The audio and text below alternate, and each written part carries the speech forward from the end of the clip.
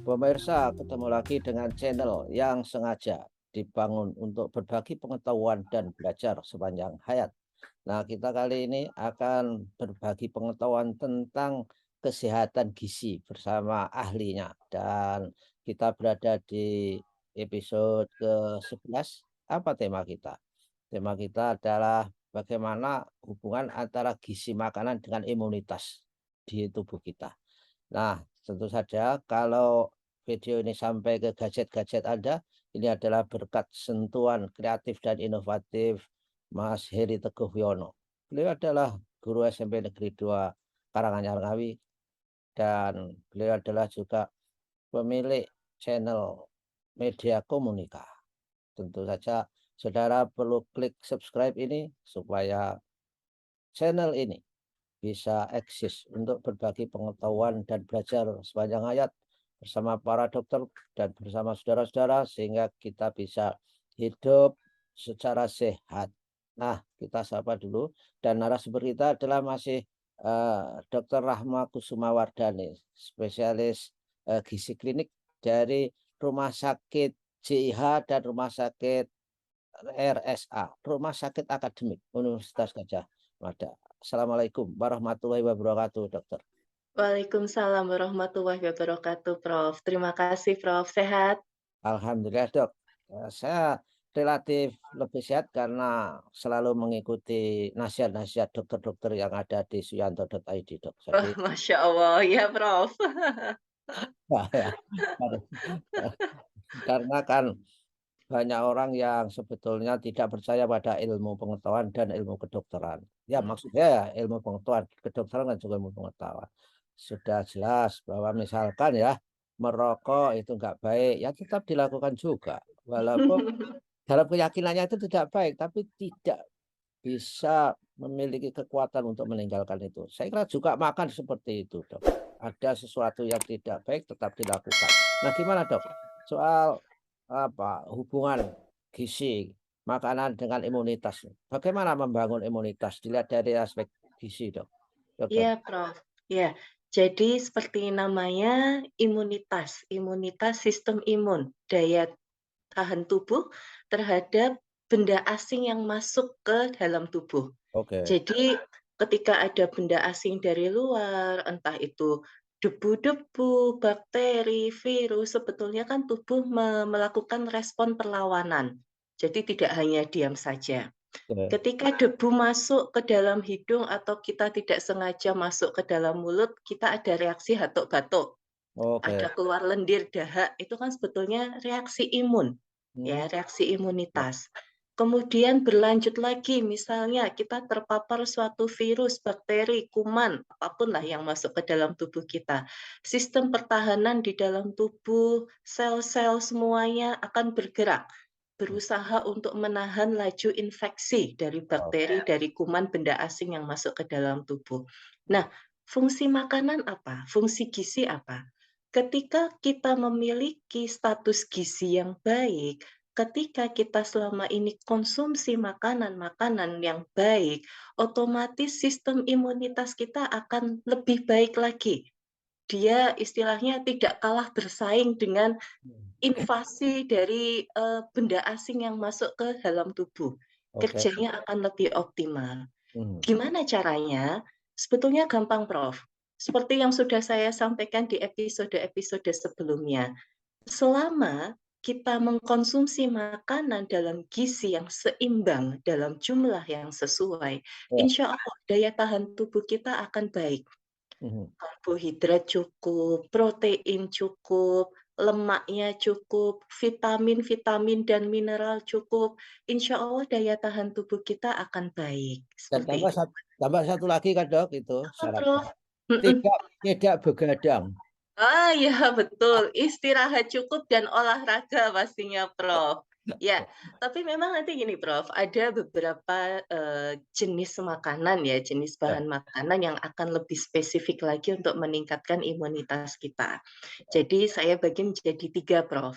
Yang Mhm. pertama istilahnya namanya antiinflamasi. Oke. Jadi ketika benda asing masuk ke dalam tubuh, dari dalam tubuh sel-selnya akan berespon terhadap benda asing tersebut, sebetulnya di dalam tubuh akan mengalami yang namanya reaksi inflamasi. reaksi. Nah, ya, makanan-makanan antiinflamasi ini yang membantu untuk meredakan. Oke, Inflamasi ini nanti yang bikin badan rasanya nggak enak, ya. demam, dan sebagainya seperti itu. Dan Nah, kadang-kadang itu dok, mhm, inflamasi kadang-kadang dikejar-kejar apa ya, di ketiak, di apa itu iya, itu mager. jadi bengkak iya, betul, seperti itu, nyeri, bengkak, itu kan semuanya adalah, tanda-tanda inflamasi sebetulnya. Nah, makanan apa, jenis makanan apa yang bisa menurunkan atau bersifat sebagai antiinflamasi? Dok, dok, Terutama ya, maaf dok, gimana, Prof? Mhm, inflamasi itu bahasanya mhm. orang awam apa dok? Oh, iya, Prof. Hmm, Inflamasi itu peradangan, Prof, ya, radang. ya. Ya, heeh. Hmm. Ya, eee, makanan-makanan apa yang mempunyai sifat sebagai antiinflamasi atau dapat menurunkan peradangan itu, yaitu makanan-makanan yang mengandung tinggi asam lemak, tidak jenuh, Oke. yaitu omega 3 dan omega 6, Oh, terutama omega 3. Ya. wah sekarang, wah makanya saya semangat dok kalau gitu makan itu. Telur sekarang itu ada, Iya, entah itu gimmick atau enggak, mengandung omega 3 dan omega 3. omega 6 rendah Iya, kolesterol. Namanya iya, Happy, betul, Prof. bener ya? Iya, betul, Prof. Itu biasanya dari bahan makanannya, Prof. Jadi Ya. bahan pakan dari, ayamnya itu, dia Hmm. memang ada kandungan tinggi omega Oke. 3-nya dan omega 6-nya, sehingga telur yang dihasilkan dia menjadi, tinggi omega 3. Biasanya kuningnya warnanya lebih Ya ya ya. oranye Ya gitu ya ya, ya, Prof, ya, ya, betul ya. betul. Kalau yang telur biasa kan warnanya kuning, Hmm. seperti itu. Betul. Nah, dari mana kita mendapatkan omega 3 ini? Kalau yang paling mudah, Prof, kalau di Indonesia nggak usah aneh-aneh, makan ikan. Ya, Iya, heeh, makan ikan seminggu 2 sampai 3 kali itu insya Allah kebutuhan omega 3, omega 6-nya akan terpenuhi. kalau Dok, kalau malas makan ikan, makan minyaknya gimana Dok? Oh kan iya, iya. Minyak ikan, boleh, boleh sekali. Kan mungkin ada ya, Prof, ya, orang yang mungkin tidak bisa atau mungkin tidak bisa makan ikan atau, belum bisa rutin makan ikan. Ya. Diganti, "Dok, boleh nggak, saya perlu nggak minum suplementasi?" Gitu, misalnya fish oil itu ya, yang Nah, kapsul ya. itu, Mhm. boleh. Sehari sekali itu sudah cukup, itu sudah bagus, Prof. Oke. Atau sumber yang lain misalnya, dari ini, apa namanya, minyak zaitun, Prof. Wow, iya iya iya. Ya, minyak zaitun. Ada yang kalau yang bagus diminum langsung, dikonsumsi langsung itu, Prof. Saya Ya. sudah lama berhenti Dok, akan mulai lagi. Waduh, tapi Prof minum fish oil nggak? Minyak ikan? Ya kadang-kadang. Kadang-kadang, ya. Ya, kadang-kadang dalam arti kalau sudah ingat, oh ini ikannya kurang minggu ini, lalu saya minum itu, minum Iya, ikan. iya, Dan minum minyak ikan. ya oke. Jadi minyak zaitun itu Mhm, dinilai nggak masalah terhadap misalkan, oh kolesterol tumbuhan nggak ada ya dok, lemak. tidak, Itu tidak, ya. Jadi saya dia mhm. saya punya yang apa virgin oilnya itu. Ya, Extra virgin olive oil, betul ya, sekali, Prof. Jadi kalau untuk yang dikonsumsi langsung, lebih bagus gunakan, olive oil, jenisnya banyak ya. ya. Kita pilih yang extra virgin, jadi memang dia masih murni, belum terlalu banyak diolah. Oke. Itu yang bagus. Sehari 1 sampai 2 sendok makan atau 1 sampai 2 sendok teh, itu sudah cukup. Tapi ada yang bilang, "Rasanya nggak enak, Dok," gitu. Ya, Ya saya bilang, dicampur aja sama salad, salad sayur, terus dikasih perasan jeruk lemon itu loh, Prof, atau jeruk ya, nipis. Jadi ya, kan mungkin rasa anyirnya kan tidak terlalu terasa. Itu bagus banget itu, Prof. ya. Terus kalau untuk antiinflamasi, untuk ya sumber utamanya kan omega 3, omega 6 ya. Kadang kalau kita lihat beberapa jenis, bahan makanan sudah difortifikasi ya, Prof, ya, sudah ditambahkan Ya. kandungan omega 3, omega 6, seperti itu juga tidak apa-apa, banyak sekali sebetulnya. Hmm. Kemudian tadi sudah antiinflamasi, kemudian yang kedua antioksidan. Oh, Apa iya sih iya. oksidan? Ya, oksidan itu merupakan molekul benda asing dari luar yang bisa bereaksi dengan molekul di dalam tubuh, Prof. Oke. Seperti itu. Nah, kita butuh antioksidan ini. Kenapa? Karena oksidan ini itu tadi, ketika ada paparan benda asing yang masuk, ini yang bikin badan kita kayak gregesi, kayak nggak nyaman, seperti itu. Nah, Ya ya ya. antioksidan kita banyak peroleh dari mana? Terutama dari buah-buahan dan sayuran. Oke. Ya, buah-buahan terutama seperti buah beri-beri ya, Prof, ya, stroberi, blueberry, itu bagus Wah, sekali. iya. Mhm. Atau yang paling mudah, jeruk, Prof, itu juga Oke. tinggi antioksidannya, Ya, ya. tapi ada juga orang makan jeruk itu terlalu anu ya, kulit nyari itu masih dikupas lagi. Padahal itu juga bagus, banyak seratnya, Prof, ya, itu ya, heeh, Oke, gitu, jeruk. Prof, Kalau mhm. kalau apple bukan ya? Kalau apple bukan antioksidan, Dok? Antioksidan juga, Prof. Sebetulnya bisa dibilang semua, apa namanya, semua buah, semua sayuran pasti mengandung antioksidan. Kan antioksidan itu kan sebetulnya prinsipnya vitamin E, vitamin C, beta karoten, itu kan semuanya mengandung komponen-komponen vitamin tersebut, hanya saja memang jumlahnya berbeda-beda. Oh, iya iya. Makanya dianjurkan untuk setiap kali habis makan, setiap kali makan itu diusahakan ada satu buah, satu jenis buah yang Ya, dimakan, Prof. Ini untuk memenuhi kebutuhan vitamin dan mineral kita. ya, ya. Salah satunya fungsinya sebagai antioksidan itu. Nah, kemudian yang terakhir, Prof, namanya imunomodulator. Oh, Kenapa namanya imunomodulator? Karena dia fungsinya apa? Kalau reaksi imunitas kita berlebihan, dia akan menurunkan, biasanya untuk orang-orang yang mengalami alergi. Tapi kalau daya tahan tubuh kita sedang turun, imunomodulator ini akan meningkatkan. Jadi hmm, dia fungsinya menyeimbangkan gitu ya, Prof, ya. ya, ya. Imunomodulator ada di mana? Vitamin D. Wah, Vitamin D ini fungsinya sebagai imunomodulator. wah, Makanya waktu zaman Covid kemarin itu kan disarankan untuk konsumsi berjemur. vitamin D, ya, fungsinya itu, dia membantu untuk menyeimbangkan sistem imun kita, Ya. gitu, Prof. Wah, Kita iya. dapat vitamin D dari mana? Terus terang kalau dari bahan makanan sebetulnya sumber vitamin D tidak terlalu tinggi, Prof. Mhm. Tapi ada, tidak banyak, tapi ada. Oke. Telur yang tadi Prof bilang itu ya, itu sumber vitamin D juga.